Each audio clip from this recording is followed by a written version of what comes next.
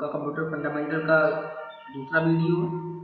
इससे पहले हम लोगों ने कंप्यूटर होता क्या है, कंप्यूटर के पार्ट्स और उसके जनरेशन के बारे में पढ़ा था और इनपुट आउटपुट डिवाइस के बारे में। आज हम लोग मेमोरी यानी सेकेंडरी स्टोरेज डिवाइस और प्राइमरी मेमोरी के बारे में जानेंगे। जैसे हम लोगों ने ये सारी सेंट्रल प्रोसेसिंग यूनिट क्या होता है और इनपुट आउटपुट ये सारी चीजें हम लोगों ने पढ़ लिया था। तो आज हम लोग शुरू करेंगे मेमोरी। तो चलिए शुरू करते हैं। तो पहला होता है प्राइमरी मेमोरी और दूसरा होता है सेकेंडरी मेमोरी। बस हम चेंज कर लें।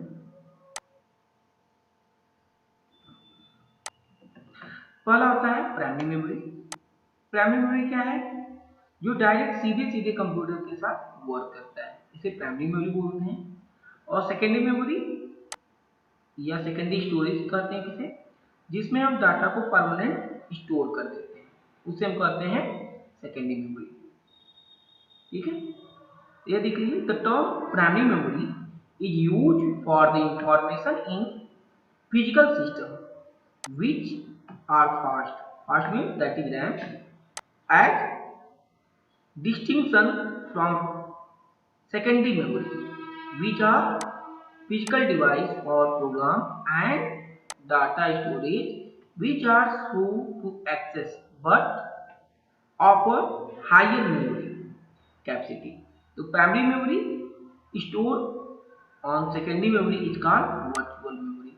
तो सिंपल समझिए, मैंने आपको क्या कहा था कि प्राइमरी मेमोरी वो मेमोरी है जो सीधे सीधे कंप्यूटर के साथ जुड़ी होती है, और सेकेंडरी मेमोरी जब हम किसी भी डॉक्यूमेंट को जब परमानेंट सेव करते हैं तो वो सेकेंडरी मेमोरी में चला जाता है।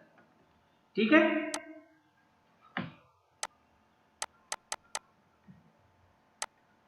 अब आ जाते हैं type of primary memory. Primary memory दो तरह के होते हैं। प्राइमरी मेमोरी को हम दो तरह से कैटेगराइज कर सकते हैं। पहला होता है वोलेटाइल मेमोरी, जिसे रैम, और दूसरा होता है नॉन वोलेटाइल, जिसे बोलते हैं रोम। तो वोलेटाइल और नॉन वोलेटाइल का अंतर पहले समझ लीजिए।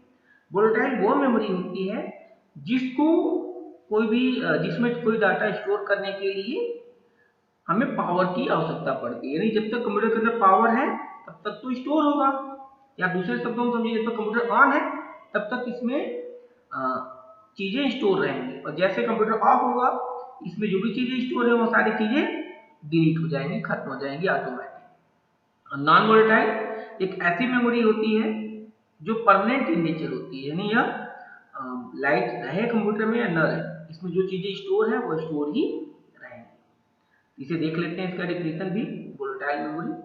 तो volatile memory is the computer memory that require power to maintain the stored information.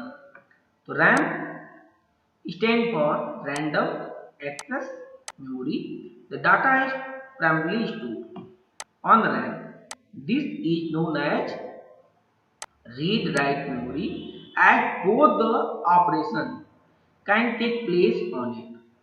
It is volatile in nature because as soon as power off is off, its content are also removed. It can be two type, एक static RAM होता है, एक dynamic RAM होता है। ठीक है, या इसे एस रैम बोलते हैं और डायनेमिक रैम को डी रैम भी कहते हैं। तो जानिए स्टैटिक रैम किसे कहते हैं। देखिए, ऐसा एस रैम जो होता है retain its content as longer as power is connected and easy to interface but user 6 transistor per bit होता है। जैसे देखिए, यह है आपका S RAM.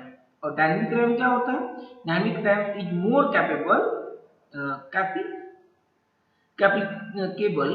to interface to the control and need regular refresh cycle to prevent its content being lost. However, DRAM use only one transistor and capable per bit, allowing it to read much higher density and with more bit on memory clip. Be much cheaper per bit. SRAM is not worthwhile for desktop system memory, where DRAM dominate but use for their case memory. ये simple समझिए, SRAM और DRAM जो होता है दोनों में अंतर थोड़ी सी होती है। होती क्या है कि स्टैटिक रैम जो होता है कुछ समय तक आपके डाटा को क्या करता है, स्टोर कर किए रहता है, और DRAM ऐसा नहीं करता। दूसरे पास जाते हैं नॉन वोलेटाइल मेमोरी, इसे रोम कहते हैं। रोम के कई सारे टाइप्स होते हैं, जो इसमें दिया नहीं है, मैं बता देता हूँ आपको क्या क्या होता है, पहले जान लेते हैं फिर इसके बारे में पढ़ते हैं। पहला था रोम, फिर होता है, इसको थोड़ा सुधार किया गया तो पी रोम आया, पी रोम। फिर इसको सुधार किया गया तो आ गया ईपी रोम, ठीक है। फिर इसको और सुधारा गया तो ईईपी रोम आ गया। क्या आ गया, ईईपी रोम। अब इसका फुल फॉर्म समझ लीजिए। पी रोम का मतलब होता है प्रोग्राम रीड ओनली मेमोरी, यानी ऐसा रोम आ गया। पहले जो रोम आता था एक बार प्रोग्राम करके आया, उसमें कोई आप चेंजेस नहीं कर सकते थे, लेकिन जब पी रोम आया उसे आप प्रोग्राम कर सकते थे। फिर उसको और सुधार किया गया, ईपी रोम आया तो electronically program read only memory हो गया, यानी आप भी खुद से ही कर सकते थे आसानी से। फिर ईईपी रोम आ गया, ई का मतलब erasable electronic program read only memory, यानी अब जो आता है सारे ईईपी रोम होते हैं, इसको आप सिंपली इरेज भी कर सकते हो और उसमें कोई दूसरा प्रोग्राम कॉपी भी कर सकते हो। अब आ जाते हैं non volatile memory. is a computer memory that can retain the stored information even when not forwarded. So ROM stands for read only memory. As name suggested, we can perform only read operations on ROM. It permanent in nature, मैंने बताया ना कि permanent in nature होता है क्योंकि इसमें चीजें stored रहती हैं। ROM booting instruction for computer in the form of firmware are store, जो से पहले फर्मवेयर पढ़ाया था तो फर्मवेयर इसी में स्टोर रहता है। अब आते हैं कैश मेमोरी। कैश मेमोरी क्या होता है, रैम और प्रोसेसर के बीच की जो मेमोरी कहलाती है यह कैश मेमोरी कहलाती है। यह बहुत ही फास्ट मेमोरी होती है, यह प्रोसेसर के अंदर रहती है, यानी ये प्रोसेसर में जो चीजें प्रोसेस करता है प्रोसेसर, तो कैश मेमोरी में स्टोर रहता है। यह इसकी कैपेसिटी कम होती है, मैक्सिमम 4 MB तक होती है, ठीक है। अब तो थोड़ा सा पहले इससे भी कम आता था, 4 MB तक हो गया। ये पहले मैक्सिमम 1 MB तक ही स्टोरेज करता था। तो cache memory is a intermediate between RAM and processor. It is very fast. Cache memory is random access memory that a computer microprocessor can access more quickly than it can access regular RAM. As microprocessor process data, it look first in the cache memory, and if it is find the data there from previous reading of data, it does not have to do the more time consuming read of data from longer memory. ये अब simple समझिए, ये processor के अंदर होता है, करता क्या है, यह स्टोर करने का काम करता है। जब डाटा रैम से ट्रांसफर की जाती है प्रोसेसर में तो ये स्टोर करता है कैश मेमोरी, ठीक है। अब आ जाते हैं सेकेंडरी स्टोरेज में या सेकेंडरी मेमोरी। यह क्या है, परमानेंट इन नेचर होता है। इसमें तभी हम सेव करते हैं जब उसको परमानेंट सेव कर देना होता है डाटा को, इसमें सेव कर देंगे और जब भी हम चाहें इसका इस्तेमाल कर सकते हैं। इसमें होता है हार्ड डिस्क, ठीक है, यह कंप्यूटर के अंदर लगा होता है। एक्सटर्नल भी आती है, बाहर से भी लगा सकते हो, और कुछ इंटरनल आती है जो कंप्यूटर में सीधे लगा सकते हो। फिर ऑप्टिकल डिस्क, ऑप्टिकल डिस्क में जैसे सीडी राइट, फिर सीडी री राइट, डीवीडी, डीवीडी आरडब्ल्यू का रीड राइट, जिसको रीड भी कर सकते हो और जबकि चला भी सकते हो। फ्लॉपी डिस्क, अब फ्लॉपी डिस्क का इस्तेमाल नहीं हो रहा है क्योंकि इतने सारे मेमोरी के दूसरे ऑप्शन आ चुके हैं, यह पुराना हो चुका है, लेकिन ये भी इस्तेमाल होता था इस समय। फिर मेमोरी कार्ड, आप उसी तरह जानते होंगे जो मोबाइल फोन में लगता है। फिर एक्सटर्नल हार्ड डिस्क, पता है ना, इंटरनल हो गया, एक एक्सटर्नल जो बाहर से लगाते हैं हार्ड डिस्क। फिर ब्लू रे डिस्क, ब्लू रे डिस्क भी ऑप्टिकल डिस्क का ही एक पार्ट है। अब देखिए यह है आपका हार्ड डिस्क, ये मेमोरी चिप, यह है आपका एक्सटर्नल हार्ड डिस्क। क्या है? External hard disk. अब ब्लू रे डिस्क को जान लीजिए। ब्लू रे डिस्क सामान्य डिस्क से थोड़ा सा ज्यादा यह क्या रखता है? क्षमता किसी चीज को स्टोर करने के लिए। जैसे जो सीडी होती है आपकी, वो मैक्सिमम 700 MB स्टोर करती थी। अब तो सीडी बहुत कम लोग देखते होंगे, क्योंकि इतना ज्यादा या पेन ड्राइव वगैरह चल गया है कि उसका इस्तेमाल बहुत कम लोग कर रहे हैं। तो सीडी मैक्सिमम 700 MB यूज करती थी, मतलब कि स्टोर कर सकती थी और आसानी से खराब हो जाता था। और जो डीवीडी है, डीवीडी 4 GB से लेके 4.5 GB तक स्टोर कर लेती थी। 4 GB टू 4.5 GB तक स्टोर कर लेती थी। पर ब्लू रे डिस्क इससे कहीं ज्यादा स्टोर करता है। ये 25 GB से लेके 50 GB तक स्टोर कर सकता है। तो ब्लू रे, not blue ray, also known as blue ray disk, is the name of new optical disc format. The format offers more than 5 times the storage capacity of traditional DVD and can hold up to 25 GB on a single layer disk and 50 GB on a dual layer disk. While current optical disc technology such as DVD, DVDR read-write, DVDR plus read-write दिया है, and DVDR RAM on read ledger to read and write. The new format use Blu-ray volatile ledger instead, hence the name Blu-ray पड़ा। देखिए Blu-ray disc है, ठीक है। Double layer का मतलब होता है जो दोनों तरफ एक या लिखे, डबल लेयर होता है जो दोनों तरफ लिखे, उसे डबल लेयर कहेंगे। अब यहाँ पे यूनिट दे दिया है, इसे देख लीजिए।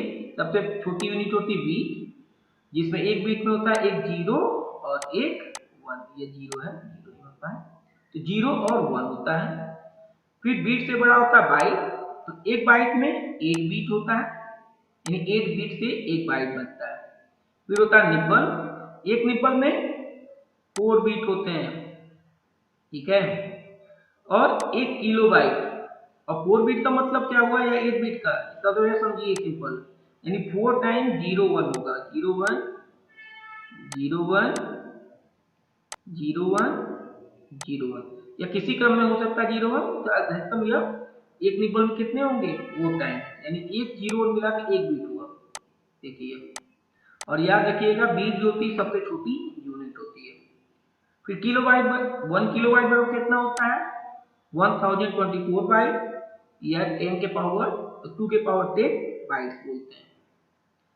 1 मेगाबाइट जिसे एमबी कहते हैं, एक एमबी बराबर क्या होता है 1024 किलो बाइट, यानी 2 के पावर 10 केबी। 1 जीबी बराबर, जीबी या गीगाबाइट कहते हैं, बराबर 1024 एमबी। फिर 1 टेराबाइट या टीबी इसे कहते हैं, बराबर 1024 जीबी। फिर उसके बाद होता है सामान्य तौर से टेराबाइट तक ये भी तक यूज करते हैं सामान्य तरीके से, सामान्य कामों के लिए। या पेटाबाइट वगैरह बड़े काम के लिए होता है। तो 1 पेटाबाइट इक्वल टू 1024 टीबी। फिर होता है 1 एक्साबाइट बराबर 1024 पीबी। फिर 1 जेटाबाइट होता है बराबर 1024 ईबी। 1 एटाबाइट 1024 जीबी के बराबर होता है। ये तो हो गया मेमोरी। इसके बाद आएंगे टाइप ऑफ कंप्यूटर। चलिए टाइप ऑफ कंप्यूटर जान लेते हैं। On the basic of working principle, computer को वैसे दो ही हिस्सों में बांटा जाता है, एनालॉग और डिजिटल। लेकिन एक और होता है एनालॉग कंप्यूटर, डिजिटल कंप्यूटर और हाइब्रिड कंप्यूटर। तो on the basic of working principle computer को 3 हिस्सों में बांट सकते हैं, एनालॉग कंप्यूटर, डिजिटल कंप्यूटर और हाइब्रिड कंप्यूटर। अब जान लेते हैं एनालॉग कंप्यूटर क्या है। वह कंप्यूटर जो फिजिकल डाटा पे काम करे, किस पे काम करे, फिजिकल डाटा पे काम करता है, उसे बोलते हैं एनालॉग कंप्यूटर, ठीक है। यहाँ देखिए डिफिनेशन दिया है, analogue computer is a form of computer that uses continuous physical phenomena such as electrical, mechanical or hydraulic quantity to model the problem being solved. Example: thermometer, speedometer, petrol pump indicator, multimeter. ये सारे क्या हैं? आपके analogue computer हैं। दूसरा होता है digital computer. यह डिजिटल डाटा पे काम करता है, उसे बोलते हैं डिजिटल कंप्यूटर। जो हम चलाते हैं वो सारा डिजिटल कंप्यूटर है। तो computer that perform calculation and logical operation with quantities represented as digit usually in a binary number system, इसे बोलते हैं डिजिटल कंप्यूटर। यानी सिंपल जो हम यूज करते हैं। और हाइब्रिड कंप्यूटर वह कंप्यूटर होता है जिसमें दोनों गुण हो, यानी फिजिकल क्वांटिटी को भी रीड करे और डिजिटल क्वांटिटी को भी रीड करता है, उसे बोलते हैं hybrid computer. So a combination of computer, those are capable of inputting and outputting in both digital and analog signal. इसे क्या कहते हैं? Hybrid computer. A hybrid computer system setup offer a cost-effective method to performing complex simulations in instrument used in medical science lies in this category इस्तेमाल होता है। और दूसरा होता है on the basic of size. तो on the basic of size जो computer को डिफाइन किया गया है, इसको मैं नेक्स्ट वीडियो में बताऊंगा आप लोगों को, क्योंकि काफी थोड़ा सा लंबा पड़ेगा। तो आज के लिए इतना ही रहेगा और आप लोग इसे सारी चीजों को कॉपी में नोट डाउन कर लें। धन्यवाद।